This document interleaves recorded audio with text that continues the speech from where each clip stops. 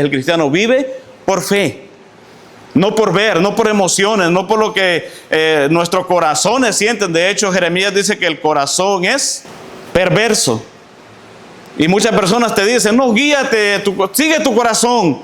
No sigas tu corazón, porque tu corazón te va a llevar por el camino incorrecto. No debemos de vivir por fe, y la única manera que podemos vivir por fe es yendo a la palabra de Dios, porque esa palabra de Dios es la que nos trae convicción, es la que nos revela lo que Dios quiere de nosotros, lo que Dios quiere que nosotros veamos ahí, que vivamos de manera que podamos dar gloria a Dios y podamos dar testimonio a todos aquellos que aún no han conocido al Señor verdaderamente. El Señor les bendiga, amados hermanos. Bienvenidos una vez más. Qué hermoso es poder entonar alabanza juntos, ¿verdad? Y recordarnos esas verdades del Evangelio. El hecho de que en las luchas, en las batallas, en las pruebas, Cristo nos sostiene. Esa es la esperanza que tenemos, y por eso podemos vivir confiados a pesar de lo que pueda pasar en nuestras vidas. Oramos y pedimos al Señor, sí. Él nos escucha y actúa de acuerdo a su voluntad, sí. Pero confiamos en Él, que Él sabe lo mejor para nosotros, y eso es algo que nos ayuda a vivir cada día en esa vida cristiana con el deseo de agradar a nuestro Dios, que nos salvó y que nos sostiene cada día. El día de hoy vamos a continuar con la predicación expositiva en el Evangelio de Juan. Ya estamos a la altura del capítulo 12 y pues vamos llegando en el momento en que Jesucristo vaya acercándose a la cruz del Calvario. Todos estos capítulos anteriores Él estuvo de alguna manera haciendo milagros, y la gente no creía, la mayoría de la gente no creía en Él. Pero ya entramos en el momento que Él se presenta de una manera oficial a Jerusalén, porque se acerca el día de su muerte en la cruz. Ustedes recuerdan, la semana pasada la predicación hablaba que cuando Jesús llegó a esa cena que le hacen y se reúne con Lázaro y sus hermanas, sus discípulos y muchas otras personas a su alrededor, dice que eso pasó exactamente 6 días antes de la Pascua. Y la Pascua era el día en que se sacrificaban los corderos. Y Jesucristo tenía que morir exactamente ese día. Así que vamos a leer en el Evangelio de Juan, en el capítulo 12, de los versículos, el versículo 12 al 16. Si usted se fija, es una porción de la Escritura bastante corta, 5 versículos nada más, pero una porción de la Escritura con un significado muy, muy importante. Ahora yo quiero que ustedes busquen en sus Biblias este texto en la versión que ustedes tengan. Normalmente nosotros usamos la Nueva Biblia de las Américas, pero en esta ocasión, una vez más, yo quiero usar la Nueva Versión Internacional. ¿Por qué? Porque pienso que está un poco más claro y más entendible el texto. Así que igual usted puede llevar la lectura en la versión que usted tenga, pero yo quiero leer en esta ocasión en la Nueva Versión Internacional. Los versículos de Juan 12, del 12 al 16, dice así: Al día siguiente, muchos de los que habían ido a la fiesta se enteraron de que Jesús se dirigía a Jerusalén.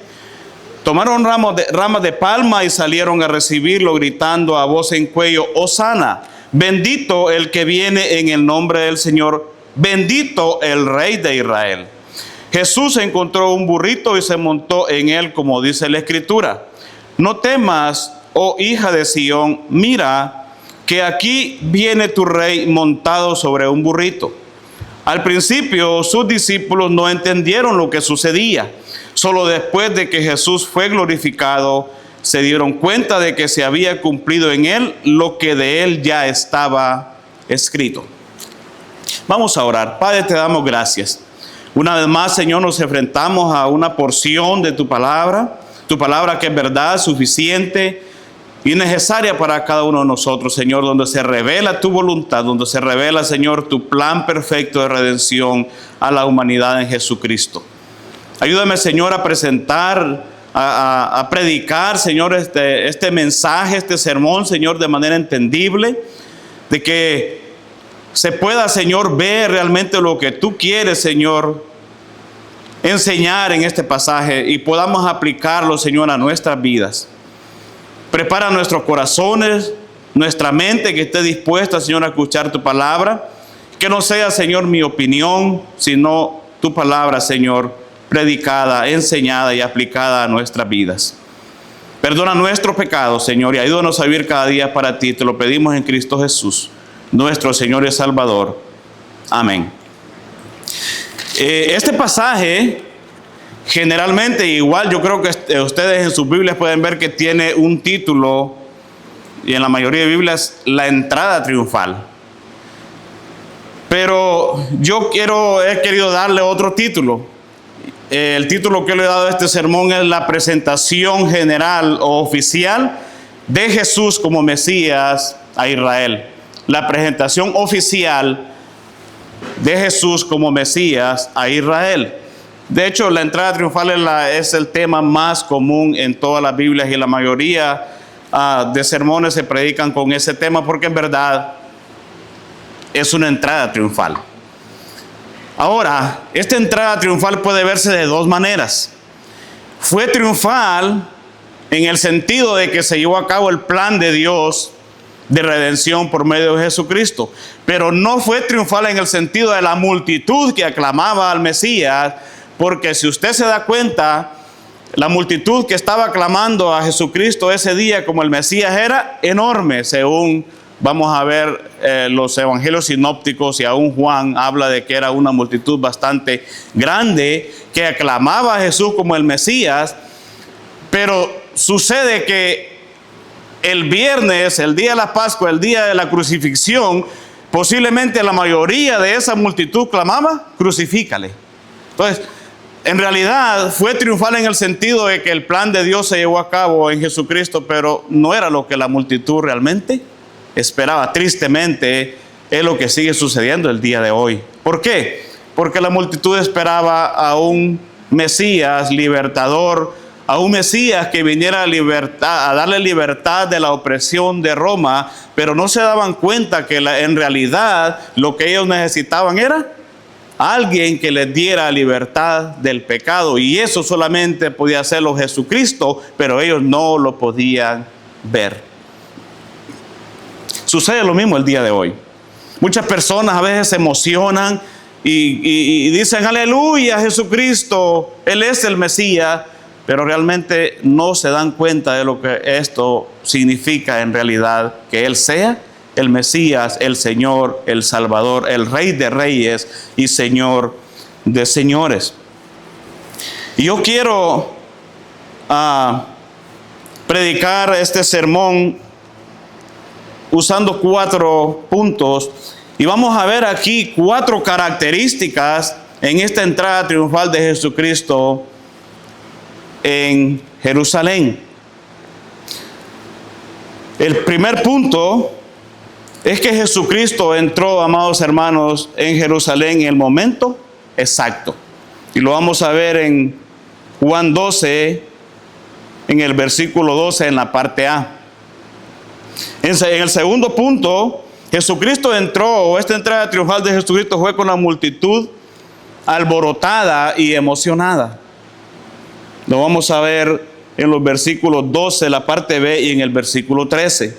El tercer punto es que Jesucristo entró, o esta entrada triunfal de Jesucristo fue de la forma profetizada ya en el Antiguo Testamento, versos 14 y 15. Y en cuarto lugar, esta entrada triunfal de Jesucristo tuvo lugar ante la confusión de sus discípulos. Estos son los 4 puntos que quiero tratar en este sermón. Comenzando entonces en el primer punto, la entrada triunfal de Cristo fue en el momento exacto. ¿Cómo dice el versículo 12? Dice que al día siguiente. Ahora, ¿al día siguiente de cuándo? Recordemos que la cena en Betania con la familia de Lázaro y sus discípulos fue posiblemente un sábado por la noche, porque dice que fue 6 días antes de la Pascua, 6 días antes del sacrificio, que fue el viernes por la noche, más o menos según la fecha que nos da la Escritura.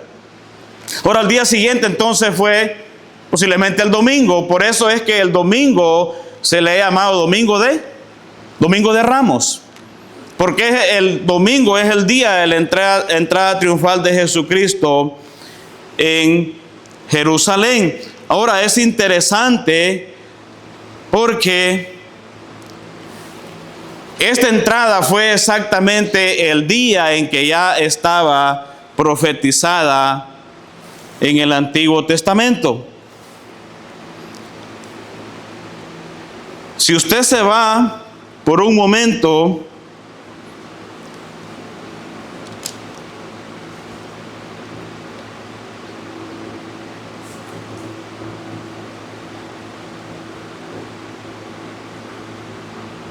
en Daniel. Ahora, hay algo que quiero enfatizar también muy importante en este texto, y es el hecho de que Jesucristo, el Mesías, es el cumplimiento exacto y perfecto de las profecías en el Antiguo Testamento. Si usted se va por un momento, por ejemplo, en Daniel, en el capítulo 9, versículo 24 al versículo 26, miren lo que Daniel nos dice ahí en ese texto.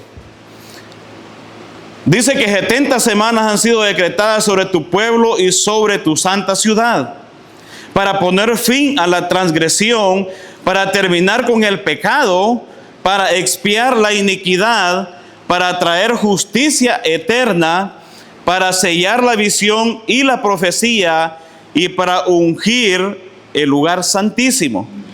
Has de saber y entender que desde la salida de la orden para restaurar y construir a Jerusalén hasta el Mesías príncipe habrá 7 semanas y 62 semanas. Volverá a ser edificada con plaza y foso, pero en tiempos de angustia. Después de las 70 semanas, ¿qué es lo que va a suceder? Después de las 62 semanas, dice, el Mesías será muerto y no tendrá nada, y el pueblo del príncipe que ha de venir destruirá la ciudad y el santuario, y su fin vendrá con inmundicia, aún hasta el fin habrá guerra, las desolaciones están determinadas. Aquí en este texto está hablando de profecías que Jesucristo cumplió en su primera venida y en su muerte, pero también están profecías que serán cumplidas en su segunda venida, cuando Él venga a establecer su reino. Daniel aquí hablando muchos años antes, 500 años antes más o menos de que sucediera la muerte de Jesucristo y que tiene lugar y comienza la entrada triunfal en Jerusalén, está profetizando aquí que el Mesías va a morir exactamente en la fecha establecida por Dios. Y usted se preguntará, o usted me dirá, ¿por qué esto es tan importante? ¿Por qué es importante recalcar que Jesucristo cumplió exactamente todas las profecías del Antiguo Testamento? Porque eso es parte de la presentación de Cristo como el Mesías a Israel primeramente, pero después para salvación a todo aquel que cree en Él. No hay forma, amados hermanos, de que Él fuera el Mesías si Él no cumplía exactamente todas las profecías. Y eso va a ser exactamente así. Hasta que Él venga en su segunda venida, se van a cumplir todas las profecías del Antiguo Testamento, porque Él es el Mesías esperado. Ahora es interesante porque en Juan no nos dice algo que sí nos dice Mateo.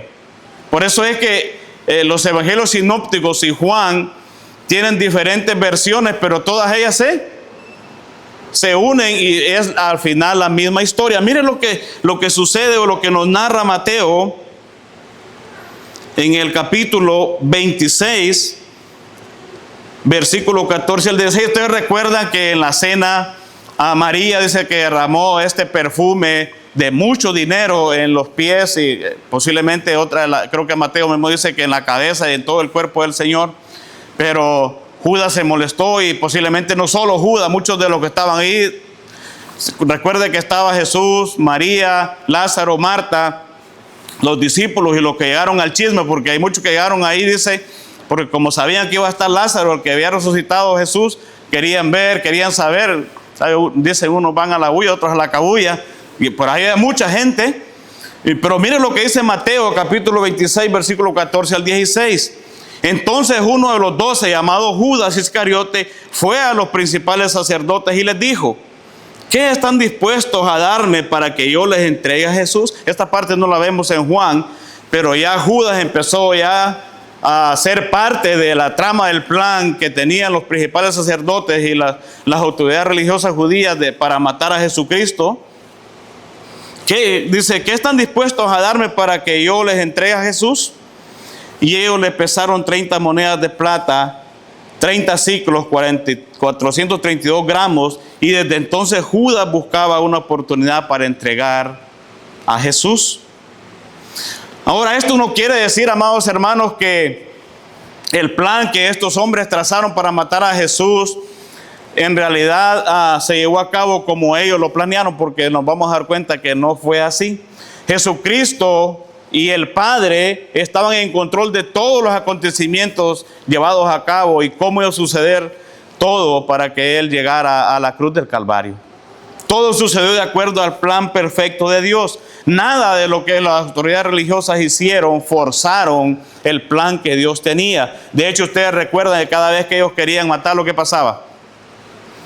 Jesús ya no andaba públicamente, o Jesús se apartaba, y de una u otra manera Él evitó que lo mataran antes de tiempo.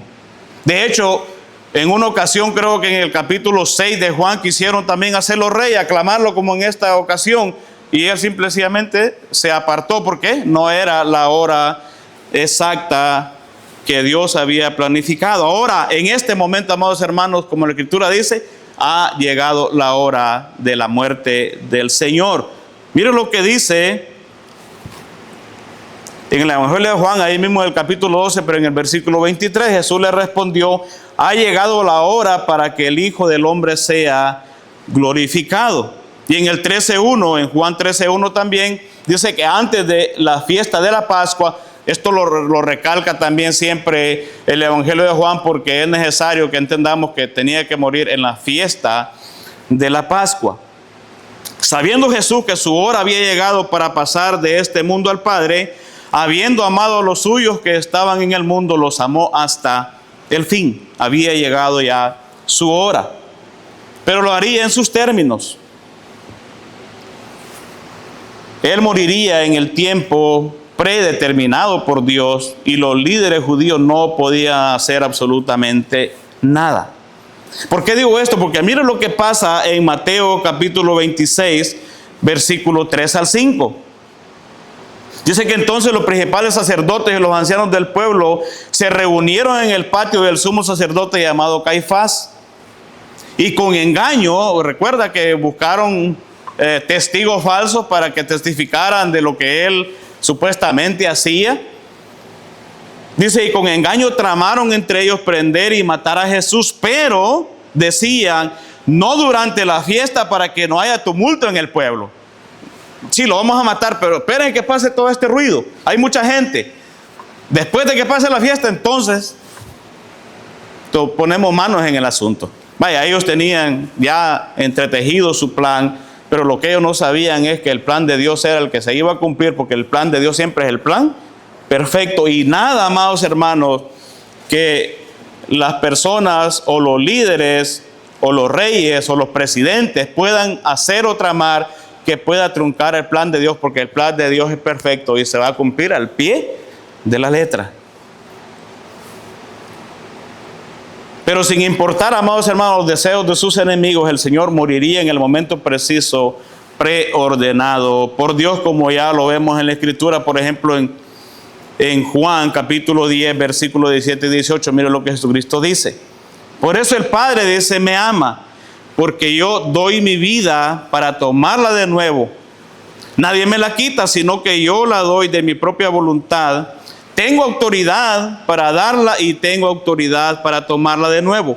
Este mandamiento recibí de mi Padre. El mismo Pedro, allá predicando en el Pentecostés, en Hechos capítulo 2, versículo 23, dice, hablando de Jesucristo, dice: este fue entregado por el plan predeterminado y el previo conocimiento. Él no dice, no, fue lo que los líderes hicieron, planearon y lo mataron. Dios usó todo eso, obvio, pero el plan que llevó a cabo es el plan de Dios, como lo dice Pedro aquí. Fue un plan predeterminado y previo conocimiento de Dios, pero sin dejar a un lado que los que hicieron esto son culpables. Ahora, esto es algo que a muchas personas no les cabe en la cabeza. ¿Cómo es que se lleva a cabo la soberanía de Dios, pero el hombre es responsable de sus hechos? Pero así es como la Escritura lo presenta. Sí, Dios tenía el plan predeterminado que Él muriera, pero ellos lo mataron y son responsables de lo que ellos hicieron. Y es lo que Pedro les dice aquí: y ustedes lo clavaron en una cruz por manos de impíos y lo mataron. O sea, ustedes son responsables, pero el plan de Dios se llevó a cabo como Él ya lo tenía establecido desde antes de la fundación del mundo. Y esto es muy importante. Es muy importante porque la soberanía de Dios es un tema, amados hermanos, que es de mucha controversia aún entre muchos cristianos. Es una enseñanza, una doctrina muy importante del cristianismo, pero en la cual hay mucha controversia porque muchas personas no pueden entender el hecho que Dios es soberano, que Dios es el que actúa y gobierna la humanidad, pero el hombre es responsable de sus decisiones. Dios ha provisto un Salvador en Jesucristo. Si usted cree en Él, usted tiene salvación y vida eterna. Pero si usted no cree en Él, usted es responsable de pagar por su propio pecado en el infierno. Así es como trabaja la soberanía de Dios. Dios no, ¿cómo le diría? No fuerza a nadie a creer.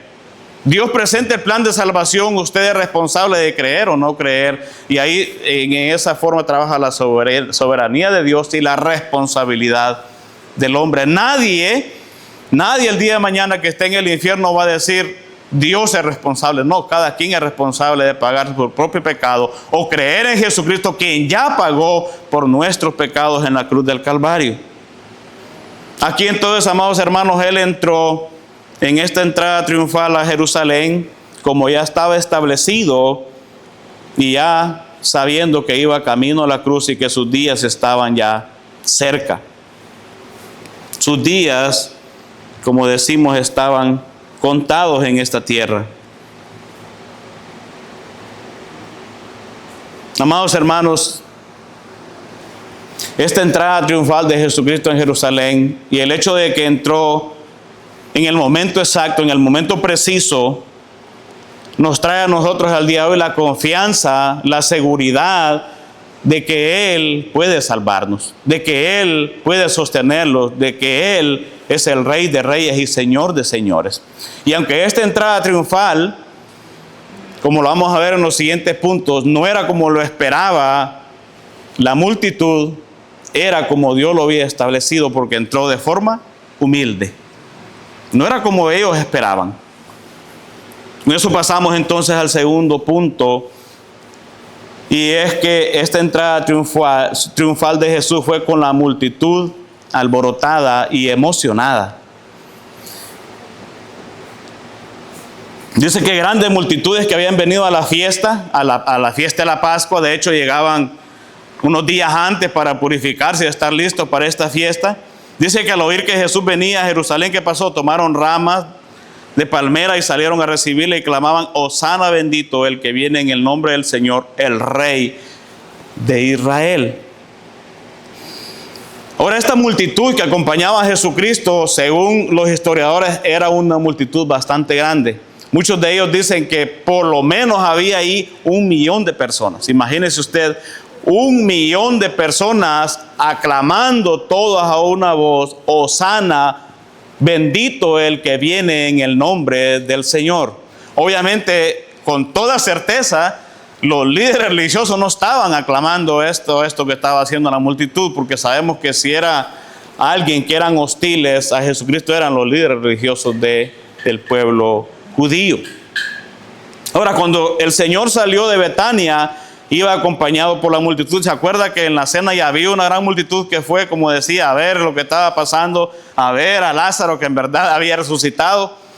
Pero luego se junta con la otra multitud que viene a la fiesta de la Pascua. Entonces vemos un grupo enorme. Por eso Juan dice que grandes multitudes de peregrinos habían venido a Jerusalén para la fiesta.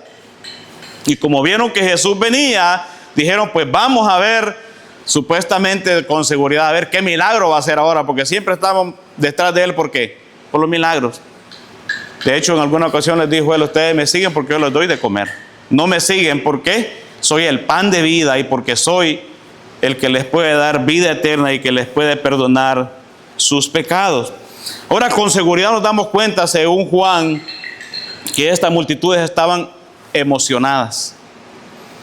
Ahora, este es un problema serio que tristemente muchas veces se ha colado en las iglesias el día de hoy. Y es que queremos vivir por emociones. Toda nuestra vida cristiana a veces queremos que gire a través de emociones, y si las alabanzas y la predicación y todo lo que hacemos no nos hace emocionar, no nos hace levantarnos, gritar y saltar, parece que como que decimos, no, eso no es de Dios, porque como que muy callado, como que no nos emociona. Pero amados hermanos, quiero decirles una cosa, la vida cristiana no se trata de emociones, no se trata de lo que yo siento o no sienta, no se trata de que hoy no tengo deseo de hacer aquello, que hoy no tengo deseo de ir a la iglesia, que no tengo deseo. Su Helmer Chileno una vez decía, no tienes deseo de ir a la iglesia, pues sin deseo ve y adora al Señor. Él decía, ¿tienes deseo de ir a trabajar? A veces no tienes deseo de ir a trabajar y siempre vas a trabajar sin deseo y trabajas. Bueno, no tienes deseo de ir a la iglesia, ve y adora a tu Dios. ¿Por qué? Porque eso es lo que Dios espera de nosotros. ¿Por qué digo esto? Porque el cristiano, como cantamos, muchas veces el cristiano vive por fe. No por ver, no por emociones, no por lo que nuestros corazones sienten. De hecho, Jeremías dice que el corazón es... ¿Qué es el corazón? Perverso. Y muchas personas te dicen, no, guíate, sigue tu corazón. No sigas tu corazón, porque tu corazón te va a llevar por el camino incorrecto. No, debemos de vivir por fe, y la única manera que podemos vivir por fe es yendo a la palabra de Dios, porque esa palabra de Dios es la que nos trae convicción, es la que nos revela lo que Dios quiere de nosotros, lo que Dios quiere que nosotros veamos ahí, que vivamos de manera que podamos dar gloria a Dios y podamos dar testimonio a todos aquellos que aún no han conocido al Señor verdaderamente. Porque si hay algo que podemos ver en esta multitud que realmente aclamaba la verdad. Hosana, aleluya, bendito el que viene en el nombre del Señor. Sí, Jesucristo venía en el nombre del Señor. Él había venido porque el Padre lo había enviado en el plan predeterminado de antes de la fundación del mundo. Y aunque esta multitud decía la verdad, no creía esa verdad en lo interior de su corazón. Era algo que salía superficial por el momento y la emoción que ellos estaban sintiendo al ver lo que Jesucristo había hecho, pero no había una obra en ellos de salvación. La mayoría, la multitud ahí no creía en Jesucristo como el Salvador, porque esperaba un líder que pudiera darle libertad de la opresión de Roma. Y tristemente el día de hoy pasa lo mismo. Muchas personas quieren seguir a Jesús por lo que Él me da, pero cuando no me lo da, entonces me siento insatisfecho, no quiero saber nada. No se trata de lo que Cristo nos puede dar, porque ya tenemos todo en Él. Ya Dios nos dio la salvación en Cristo Jesús y lo tenemos todo en Él. ¿Qué más podemos esperar? Y de hecho Él nos bendice todos los días. Él nos da todo lo necesario para nuestra vida, sea material o sea espiritual. En Él lo tenemos todo. Ahora es interesante que los relatos de esta entrada triunfal en los evangelios sinópticos, en lo que es Mateo, Marcos y Lucas, también sugieren que las multitudes eran enormes. Mira lo que dice Mateo 21:9. Y las multitudes que iban delante de Él y las que iban detrás de Él, o sea que era un grupo bastante grande, gritaban: Hosana al Hijo de David, bendito aquel que viene en el nombre del Señor, Hosana en las alturas. Ahora, este término Hosana era un término bastante usado en el pueblo de Israel. Y Hosana viene, y el significado literal es oro por ayuda, oro por salvación. Ahora, ¿de dónde sacaban ellos esta Hosana? ¿O de dónde sacaban esta frase oro por ayuda y oro por salvación? Bueno, está en los salmos. Recuerda que el pueblo de Israel, estos salmos los usaban como cánticos, eran los cánticos que ellos entonaban en las reuniones. Bueno, miren el Salmo 118 en el versículo 25, miren lo que dice: te rogamos, oh Señor, sálvanos ahora. Te rogamos, oh Señor, prospéranos ahora. Ahora, eso es lo que ellos estaban diciendo aquí, pero este salmo está hablando de ¿qué? De la salvación que Jesucristo puede traer a causa del pecado. Y ellos estaban diciendo eso: Hosana, bendito el que viene en el nombre del Señor, pero no entendían que la necesidad que ellos tenían de que Él fuera su Salvador. Estaban viendo esta realidad en el sentido político. Ahora, este era un término muy conocido, pues venía del grupo de salmos que es conocido como Jalel, que significa alabanza, y esto comprende los salmos de los salmos 113 al salmo 118, que son los salmos que ellos cantaban en el templo cada vez que ellos tenían reuniones. Entonces era muy conocida esta palabra, Hosana, bendito el que viene en el nombre del Señor, sálvanos Señor, prospéranos Señor. Ellos entendían el significado, pero no lo aplicaban correctamente a sus vidas. Podemos decir que tenían una buena doctrina, pero una mala práctica. No lo aplicaban correctamente.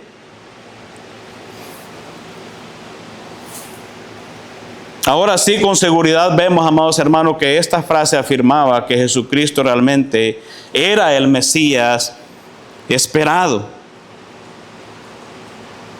Es interesante porque, como decía, en el pasado, anteriormente, el Señor no había recibido alabanza o no había recibido el hecho de que ellos quisieran hacerlo rey, pero en esta ocasión Él nos dice: no pueden estar gritando eso, no pueden estar diciendo Hosana el que viene, bendito el que viene en el nombre del Señor. Al contrario, Él estaba de acuerdo con lo que ellos están haciendo, porque ese era el plan. Obviamente todo lo que estos multitudes estaba haciendo, ¿qué era lo que iba a pasar? Los principales sacerdotes se iban a poner más furiosos. De hecho, ya estaban enojados, ya estaban planeando matar a Jesús. Pero como dicen, esta fue la cereza del pastel para ellos. Esto fue ya el colmo de los colmos. Ellos dicen: ahora sí no podemos hacer nada más. Este hombre tiene que morir. De hecho, en Mateo 21, versículo 15, mire lo que dice: pero cuando los principales sacerdotes y los escribas vieron las maravillas que había hecho, y a los muchachos que gritaban en el templo y decían: Hosana al Hijo de David, ¿qué pasó? ¿Se alegraron? ¿Les aplaudieron? Se indignaron, estaban furiosos. ¿Por qué? Porque sabían que una vez más su poder, su posición, todo lo que ellos habían ganado estaba en peligro. Eso era lo que ellos más cuidaban: su prestigio, su posición, su poder frente al pueblo de Israel. Estaban indignados, y esto era lo que el Señor quería. El Señor estaba ya preparando el camino. ¿Y cuál es la respuesta del Señor, o lo que Él dice acerca de esta alabanza, de lo que esta multitud decía? Miren el versículo 16. Y le dijeron ellos: ¿oye lo que estos dicen? Y Jesús le respondió, Mateo 21, 16: sí, nunca han leído: de la boca de los pequeños y de los niños de pecho te has preparado alabanza. O sea, lo que ellos le están diciendo es: ¿por qué no les dice que se callen?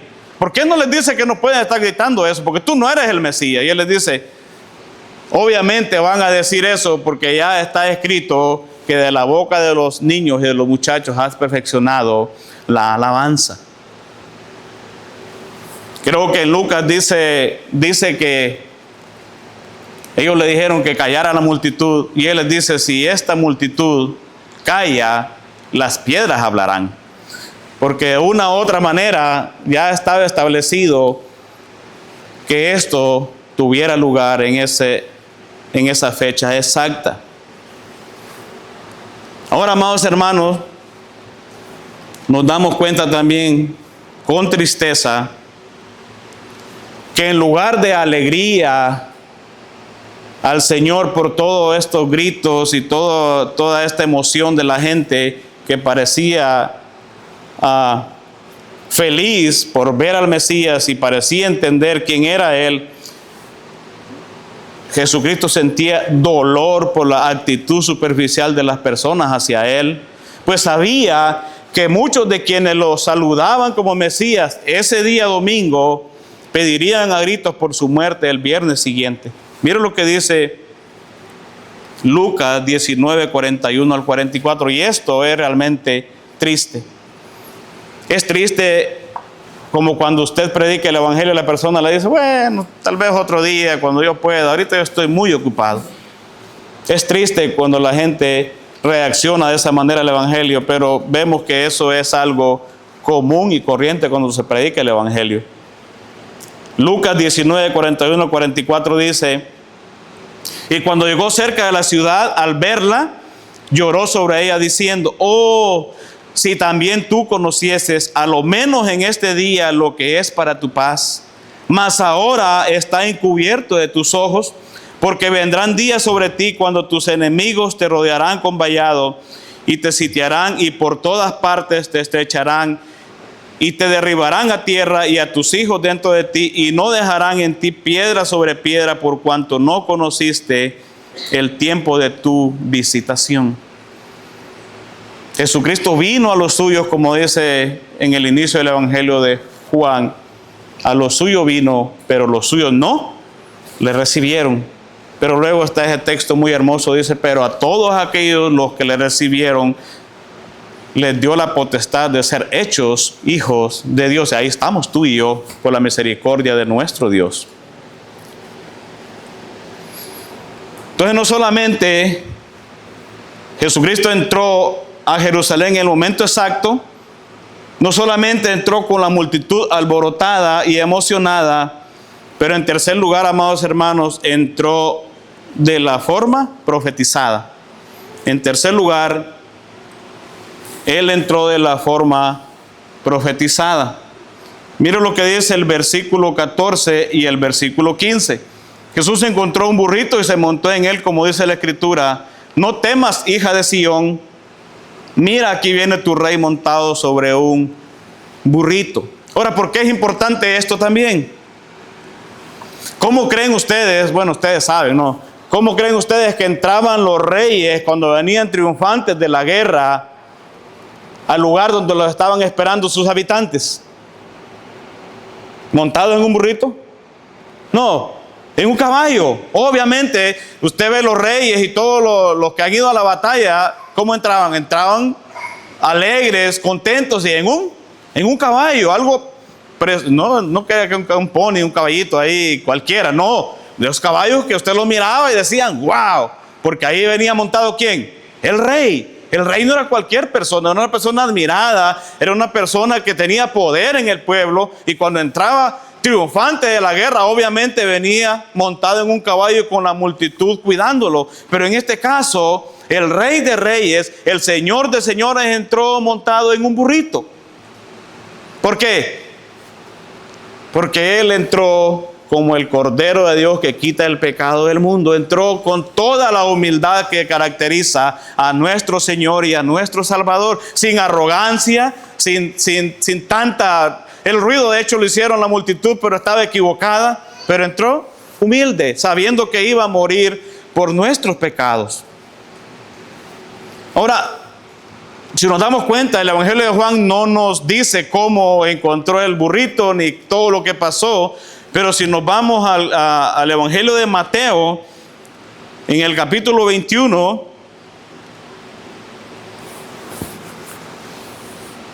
de los versículos 1 en adelante, Mateo nos narra cómo fue que ellos encontraron el burrito y lo trajeron. Esto lo voy a leer en la Nueva Biblia de las Américas. Dice, cuando se acercaron a Jerusalén y llegaron a Betfagé, junto al monte de los olivos, Jesús entonces envió a 2 discípulos diciéndole: vayan a la aldea que está enfrente de ustedes y enseguida encontrarán un asna atada y un pollino con ella, desátenla y tráiganlos a mí. Y si alguien les dice algo, digan: el Señor lo necesita, y enseguida los enviará. Así fue como tuvo lugar el hecho de que ellos encontraron. No fueron al potrero y vieron a ver qué burrito, no, ya Dios ya tenía establecido que el Señor entraría en Jerusalén en un burrito. Ahora, ¿por qué es importante también esto? Porque ya estaba profetizado, como decía, iba a estar enfatizando una y otra vez que Jesucristo, el Mesías, es el cumplimiento exacto de las profecías en el Antiguo Testamento. Miren lo que dice Zacarías capítulo 9, versículo 9.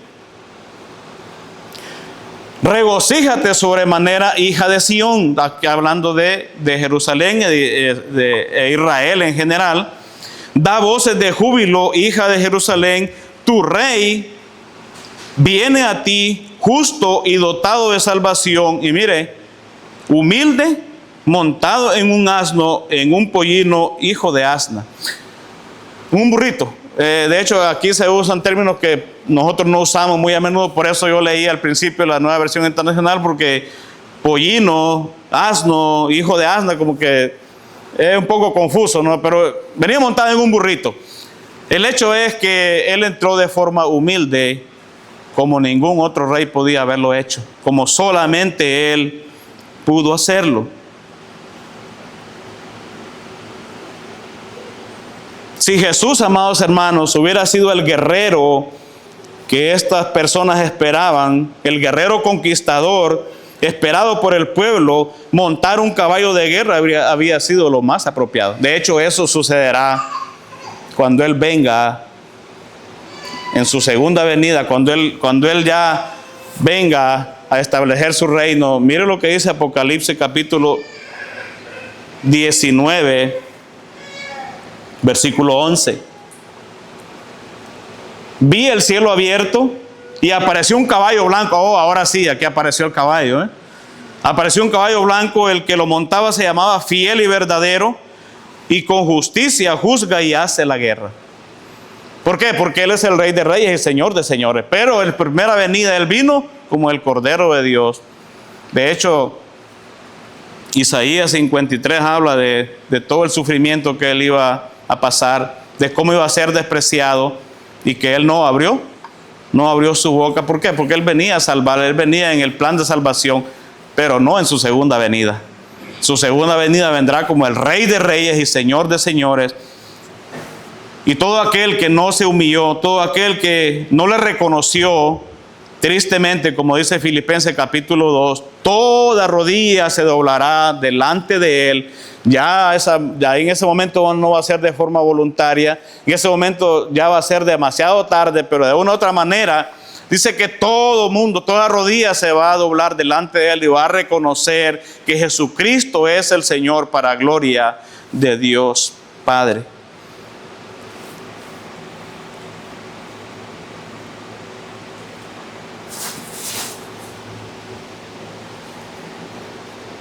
Es interesante, amados hermanos, que el simbolismo de la humillación del Señor se perdió en la multitud que lo continuó aclamando como el Rey conquistador por todo su recorrido por la ciudad. Todavía no podían entenderlo. Dice un comentarista llamado Leon Morris, y cito, él dice: el significado de los sucesos en la vida de Jesús no salta a la vista de todo aquel que no ha sido regenerado. Eso solo lo revela el Espíritu Santo de Dios. Obviamente no podían ver, sus ojos estaban vendados. Y tristemente todavía pasa mucho en el pueblo de Israel. La mayoría del pueblo de Israel no ha entendido y sigue esperando al Mesías. Tristemente es lo que ha sucedido y sigue sucediendo.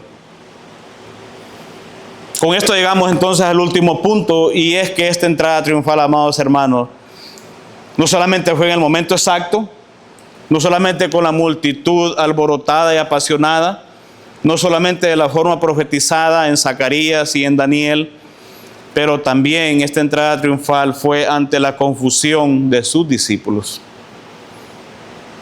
Versículo 16 dice, al principio sus discípulos no entendieron lo que sucedía. Vaya, se entiende la multitud, pero aún sus discípulos estaban como que, vaya, ellos no era que no creían, pero estaban como que confundidos, ¿no? No sé qué es lo que está pasando, qué significa esto. De hecho, hasta en los últimos días, ellos preguntaban, ¿y restaurarás al reino de Israel en estos días? Como que ellos todavía estaban como que, no estoy seguro, ¿cómo que va la cosa, no? Por eso dice que al principio sus discípulos no entendieron lo que sucedía. Solo después de que Jesús fue glorificado, se dieron cuenta de que se había cumplido en él lo que de él ya estaba escrito. Las personas de la multitud no fueron las únicas, como nos damos cuenta, que fallaron en ver la importancia de lo que estaba ocurriendo. Aquí el versículo 16 nos dice que sus discípulos no entendieron el significado de la entrada triunfal. Todavía, como decimos nosotros muy comúnmente, no les caía el 20. De hecho, todavía en el momento de que ya iba a ser la crucifixión de Jesucristo, aún ellos estaban como que no, todos salieron corriendo, ¿se acuerdan? El único, dice que Pedro, que ahí de larguito, pero cuando llegó allá lo negó 3 veces. Obviamente no había llegado el Espíritu Santo a ellos. Todavía Jesucristo no había sido glorificado, porque obviamente vemos el arrepentimiento de Pedro, la restauración de Pedro. Vemos después la vida de estos hombres que dieron literalmente sus vidas por causa del Evangelio, por causa del Señor. Ahora, en ese momento ellos no entendieron, no pudieron entender que Jesús no venía en su primera venida como conquistador, sino como Salvador. Aún después de la resurrección, los discípulos preguntaron esperanzados en Hechos 1:6, ¿restaurarás el reino de Israel en este tiempo? Y en donde Él les dice, no les toca a ustedes saber los sazones ni los tiempos, pero hay algo importante: recibiréis poder cuando venga sobre vosotros el Espíritu Santo, y me seréis testigos en Jerusalén, Judea, Samaria, hasta lo último de la tierra. Y eso fue lo que tuvo lugar en la vida de todos estos hombres, y eso es lo que tiene que tener lugar en la vida de cada uno de nosotros, porque el día de hoy, amados hermanos, tenemos el Espíritu Santo morando en nosotros. Vaya, yo pudiera decir que nosotros como iglesia de Cristo el día de hoy tenemos ventaja que no tenía en el tiempo ellos, porque ellos aún no habían recibido el Espíritu Santo hasta después de que Jesucristo fue glorificado. Por eso dice que después ellos se acordaron. Obviamente ellos sabían todo lo que ha sucedido y se acordaron de que esas cosas estaban escritas y que se habían cumplido exactamente en Jesucristo. Por eso Él les había prometido en Juan 14:26, mas el Consolador, el Espíritu Santo, a quien el Padre enviará en mi nombre, Él os enseñará todas las cosas y os recordará todo lo que os he dicho. Y añadió en Juan 16:13, cuando venga el Espíritu de verdad, Él os guiará a toda la verdad, porque no hablará por su propia cuenta, sino que hablará todo lo que oyere y os hará saber las cosas que habrán de venir. Para terminar, amados hermanos, Jesucristo pero en esta entrada fue un rey como ningún otro. En lugar de Él entrar de forma arrogante y que todos lo admiraran, porque realmente entró en un burrito y no en un caballo como debería ser, que eran las circunstancias asociadas con los reyes terrenales, Él era dócil y humilde. Y de hecho Él nos manda a imitar ese carácter que Él tiene de ser dócil y humilde de corazón. En vez de derrotar a sus enemigos por la fuerza, Jesucristo los conquistó con la muerte. Mira lo que dice Hebreos capítulo 2, versículo 14. Así que por cuanto los hijos participan de carne y sangre, también Jesús participó de lo mismo para anular mediante la muerte el poder de aquel que tenía el poder de la muerte, es decir, el diablo. Pero aunque lo rechazaron y aunque lo despreciaron, en su primera venida, como dice Isaías 53:3, Jesucristo regresará un día como el gran conquistador, Rey de reyes y Señor de señores. Tal como cumplió perfectamente las profecías del Antiguo Testamento acerca de su primera venida, así también, de nuevo, de la manera en que las Escrituras lo predijeron, va a ser el cumplimiento exacto de las profecías del Antiguo Testamento en su segunda venida. Es interesante y algo que había pasado por alto y quería recordar es que cuando él entró a Jerusalén, dice que las personas empezaron a tirar hojas de palma en el camino. En los evangelios sinópticos, en Mateo y Lucas dice que tiraron sus mantos para que él pudiera pasar, y esto lo hicieron porque eso es lo que hacían ellos cuando el rey conquistador entraba a la ciudad. Tiraban sus mantos y en este caso tiraron palmas para que entrara el rey, según ellos, conquistador que ellos esperaban, pero no se dieron cuenta que el que estaba entrando ahí no era otro que el Mesías, el Salvador del mundo. Ahora, ¿qué aplicaciones, amados hermanos, para terminar, podemos tomar de esta porción de la Escritura? En primer lugar, la entrada triunfal de Jesucristo a Jerusalén no es un acontecimiento común y corriente, no es un acontecimiento aislado que podemos tomar a la ligera. Porque en este acontecimiento nos damos cuenta que marcó el comienzo en cuenta regresiva y acelerada del sufrimiento y del camino del Señor a la cruz del Calvario, que ahora a nosotros nos da salvación y esperanza de vida eterna. En segundo lugar, en esta entrada triunfal vemos que el cristiano no puede vivir por emociones como esta multitud, sino por fe en lo que Él ha dicho en su palabra. Y esto es lo que nos fortalece a nosotros. El hermano Jesús mandaba un mensaje la vez pasada acerca de la meditación que estamos teniendo en los salmos. Y yo creo que es algo que nosotros no podemos perder de vista, porque cada vez que vamos a la palabra de Dios, aunque en el momento exacto no sabemos o no pretendemos saber qué es lo que el Señor tiene para nosotros o cuál es la necesidad exacta de nuestros corazones, pero cuando vamos a la Escritura encontramos exactamente lo que nuestra alma necesita y lo que Dios quiere para nosotros. No sé si usted ha dado cuenta de eso. Cada vez que vamos a la palabra de Dios, usted encuentra ahí el consuelo, usted encuentra ahí el consejo, usted encuentra ahí la reprensión exacta para el momento que usted está viviendo. ¿Y cómo es que eso sucede? ¿Cómo es que eso trabaja en nuestras vidas? Porque Dios, por medio de su Espíritu Santo, nos guía a ir a esa verdad, y esa verdad que es suficiente, que es necesaria, que es todopoderosa, es la que obra en nosotros. Yo no sé, yo me he dado cuenta de usted va a la palabra y usted encuentra todo lo que usted necesita ahí. Y nos vamos a la palabra y vemos como que algo falta, como que algo no está bien en nuestra vida, porque no podemos vivir sin la palabra de Dios. No sé si a ustedes les ha pasado, pero yo conozco a alguien que cuando no come a tiempo tiene un problema serio. Y tengo que comer porque si no como decía el Chapulín, me da la chiripiolca. Debería pasarnos lo mismo cuando yo pienso que el Espíritu Santo trabaja de esa manera. Cuando no vamos y no meditamos en la palabra de Dios, hay algo ahí que sentimos que no está bien, que necesitamos alimentarnos, porque este es el alimento de nuestras almas. Sucede cuando no comemos. Yo he escuchado a los americanos que dicen I'm starving, dice. Antes yo no sabía qué significaba, pero tuve que preguntar. Y casi hay muchas personas que miran, y yo trabajo en un restaurante que es buffet y yo, I'm starving, y están ahí preocupados porque quieren comer. Esa debe ser la actitud de nosotros cuando vamos a la palabra. Tengo hambre, tengo sed, necesito de ese alimento espiritual que solo puede darme el Señor por medio de su palabra. Y bendita palabra, amados hermanos, porque son los medios de gracia que Dios ha puesto a nuestra disposición.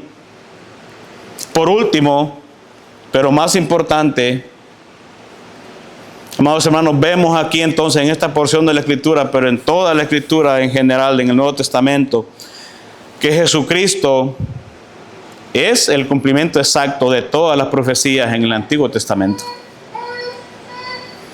Meditemos en esa palabra, busquemos de esa palabra, confiemos en esa palabra y vivamos para el Dios de esa palabra.